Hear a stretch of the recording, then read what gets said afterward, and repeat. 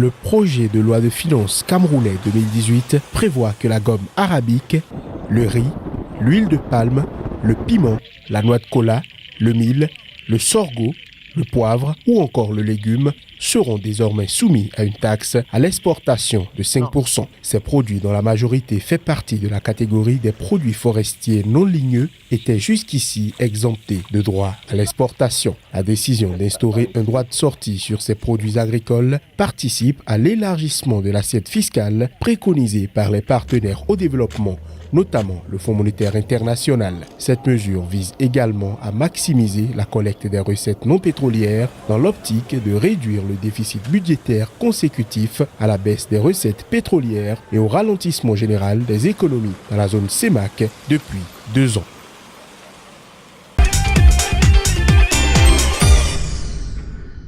Elite BRVM Lounge, c'est le nom du nouveau programme d'accompagnement lancé par les bourses de Londres, de Casablanca et la BRVM à Abidjan la semaine dernière. Avec cet accord, les 3 places boursières ont décidé d'unir leurs efforts et de mutualiser leur expérience afin d'accompagner les PME de l'UEMOA dans l'amélioration de leur gouvernance, de leur gestion et de leur performance. Tout ceci contribuera à faciliter leur accès au financement de façon générale et en particulier au financement à long terme par les marchés de capitaux. Elite BRVM Lounge constituera une déclinaison régionale du programme Elite développé par le London Stock Exchange Group et mise en œuvre actuellement en Afrique par la bourse de Casablanca pour les petites et moyennes entreprises marocaines. Elite BRVM Lounge s'appuiera sur un écosystème propre à l'UEMOA. Il sera également axé sur les besoins spécifiques des PME de l'Union. À travers ce projet, la BRVM compte ainsi apporter sa contribution à la recherche de solutions à la problématique de financement des PME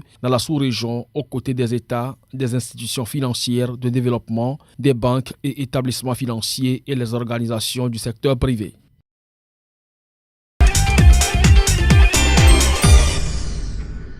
Le gouvernement béninois a annoncé lundi l'application dès 2018 d'une décision de l'Union africaine relative au prélèvement d'une taxe de 0,2% sur toutes les importations en direction de l'Afrique. Cette taxe est destinée à financer le budget de fonctionnement, le budget programme et le budget des opérations de soutien à la paix de l'Union africaine. Cette décision a été rendue publique à l'ouverture de la 13e réunion des hauts fonctionnaires de l'Union africaine, des communautés régionales et des mécanismes régionaux sur la paix et la sécurité. Rappelons qu'au cours du sommet de juillet 2016 tenu à Kigali, au Rwanda, les chefs d'État et de gouvernement du continent s'étaient déjà engagés à accroître progressivement les contributions des États membres afin de financer l'intégralité du budget ordinaire, 75% du budget programme et 25% du budget de maintien de la paix. L'objectif est d'affranchir l'Afrique de la dépendance des donations extérieures.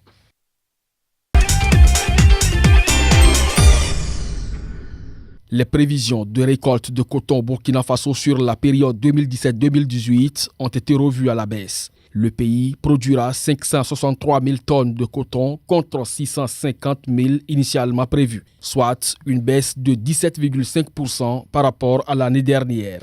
À en croire la société burkinabé des fibres textiles Sofites, cette contre-performance est principalement attribuable à une pluviométrie insuffisante pendant les semis et à une invasion des cultures par les insectes. C'est la 2e année consécutive où les autorités burkinabées ratent leur objectif de production. Déjà, en 2016-2017, le pays avait récolté 680 000 tonnes de coton contre les prévisions initiales de 700 000 tonnes en raison de faibles précipitations. Notons que la culture du coton occupe une place importante dans l'économie du Burkina Faso. Le coton contribue pour environ 15,5% des recettes d'exportation. Il constitue également la principale source de revenus pour environ 4 millions de personnes dans le pays.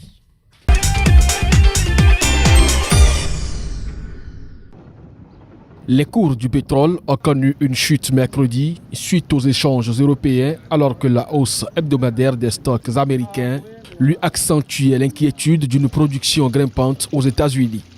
Le baril de Brent de la mer du Nord pour livraison en janvier valait 61,89 $ sur l'Intercontinental Exchange de Londres, soit une baisse de 32 cents par rapport à la clôture de mardi.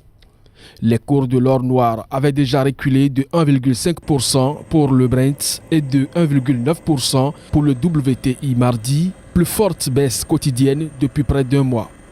L'agence gouvernementale américaine a quant à elle renforcé ses prévisions à moyen terme quand elle a fait état mercredi d'une hausse inattendue des réserves de brut.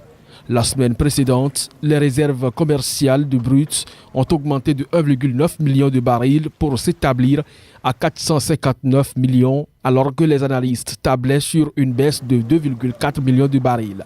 Quant aux réserves d'essence, on note de leur côté un progressé de 900 000 barils alors que les analystes s'attendaient là aussi à un repli de 1,5 million de barils.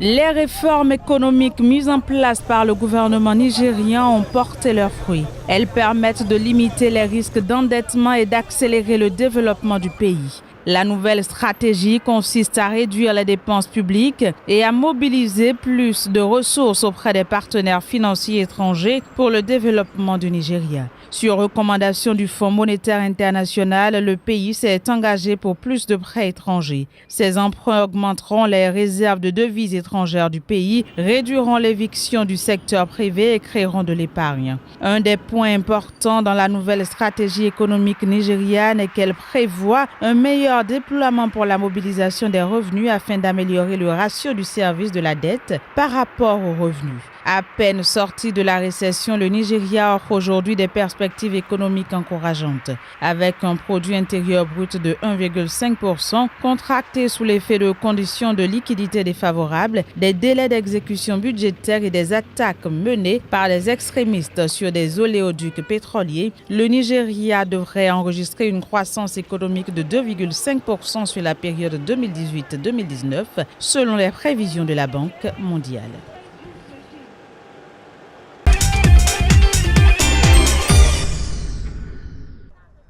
L'industrie chinoise rudement mise à l'épreuve. La production industrielle en Chine a ralenti plus qu'attendu en octobre. Une conséquence des drastiques réductions de capacité destinées à endiguer la pollution et d'une modération des ventes de détail. Selon le Bureau national des statistiques, la production industrielle du géant asiatique a progressé de 6,2% le mois dernier contre une hausse de 6,6% en septembre. Quant aux ventes de détail, le baromètre de la consommation des ménages chinois a affiché un ralentissement inattendu en octobre, gonflant de 10% sur un an contre un bond de 10,3% le mois précédent. Toutefois, les investissements en capital fixe, jauge des dépenses dans les infrastructures, ont gonflé de 7,3% sur un an sur la période janvier-octobre. La Chine a vu sa croissance économique accélérer à 6,9% au premier comme au deuxième trimestre et progresser de 6,8% au troisième cette année.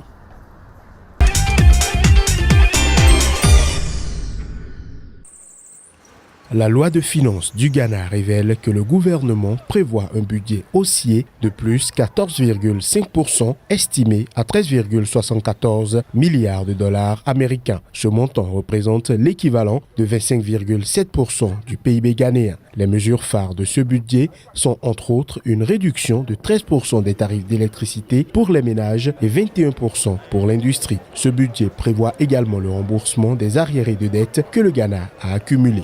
Accra, la capitale du Ghana, table sur une croissance économique de 6,8% pour l'année prochaine, après avoir revu au cours de cette année ses prévisions pour 2017, où l'économie devrait désormais progresser de 7,9%. La reprise nette de l'activité économique après la crise financière de 2016 sera surtout tirée par les secteurs classiques, l'or, le cacao, le pétrole. Ces secteurs ont reçu cette année un coup de pouce du Fonds monétaire international. Le gouvernement ghanéen a pour ambition à cet effet de réduire son déficit à 4,5% en 2018. L'inflation, quant à elle, devrait descendre sous la barre des 8,9% en 2018 après ses niveaux records en 2016 où elle franchissait la barre des 20%.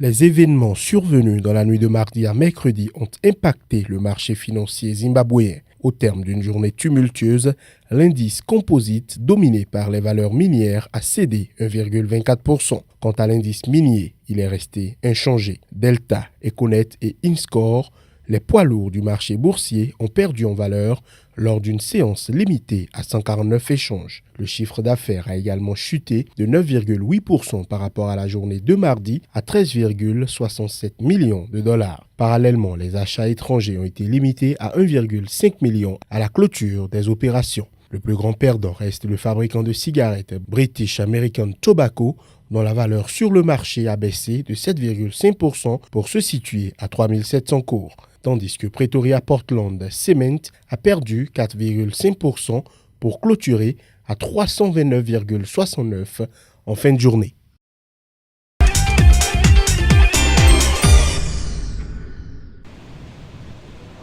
Le déficit commercial tunisien s'est élargi à 23,5% sur les 10 premiers mois de 2017. Une situation qui inquiète les autorités tunisiennes dans la mesure où les réserves de change ne peuvent désormais couvrir que 93 jours d'importation.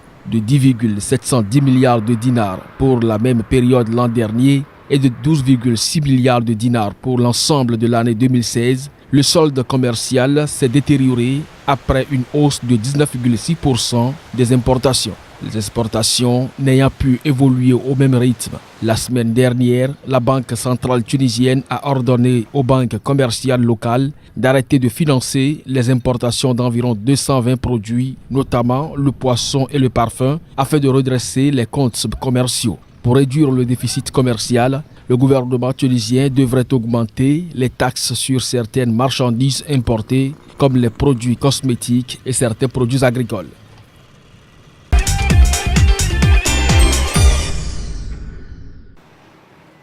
milliards de francs CFA, ainsi s'élève le montant que le Mali veut solliciter sur le marché de l'Union économique monétaire ouest-africaine. Le Mali va en effet émettre des obligations assimilables du Trésor par adjudication portant sur une durée de 3 ans. La valeur nominale unitaire est de 10 000 francs CFA et la valeur du taux d'intérêt est de 6,15%. L'échéance est fixée au vendredi 20 novembre 2020 et le remboursement se fera en totalité le premier jour ouvrable suivant la date d'échéance. Le paiement des intérêts se fera à un taux de 6,15% par an à compter de la première année. L'émission d'obligations assimilables du Trésor dans tous les pays membres de l'Union monétaire ouest-africaine vise à mobiliser l'épargne des personnes physiques et morales en vue d'assurer la couverture des besoins de financement du budget du gouvernement malien. Précisons que 25% du montant mis en adjudication est offert sous forme d'offres non compétitives aux spécialistes en valeur du Trésor habilité du Mali.